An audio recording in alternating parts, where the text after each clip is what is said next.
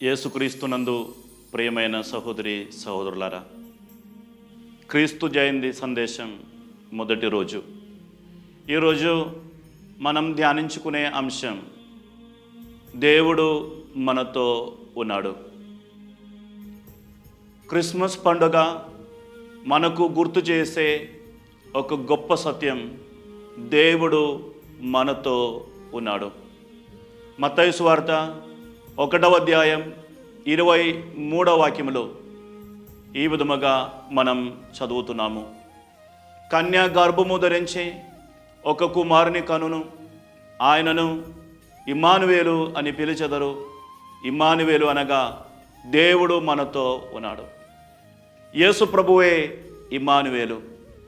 యేసు ప్రభువు ఈ లోకములో జన్మించడంతో ప్రభువును కళ్ళారా చూడడానికి, ప్రభు ప్రేమను అనుభవించడానికి మానవులకందరికీ అవకాశం లభించింది.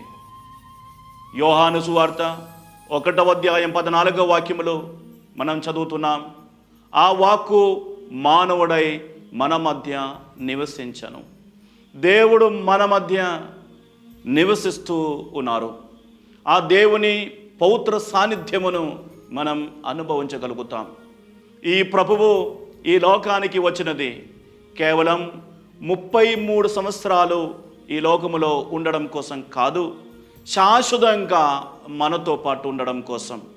మత్తయి సువార్త 28వ అధ్యాయం 20వ వాక్యములో యేసు ప్రభు చెప్పారు, ఇదిగో లోకాంతం వరకు సర్వదా నేను మీతో ఉంటాను.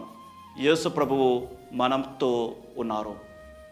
2000 సంవత్సరాల క్రితము ఈ లోకములో మానవునిగా జన్మించినటువంటి యేసు ప్రభువు ఈ రోజుల్లో మనతో పాటు ఉన్నారు. హెబ్రీయులకు రాయబడిన లేఖ 13వ అధ్యాయం 8వ వాక్యం సెలవిస్తుంది, నిన్న నేడు ఎల్లప్పుడూ యేసుక్రీస్తు ఒకే రీతిగా ఉంటారు. ఆ ప్రభువు మనతో పాటు ఉన్నారు.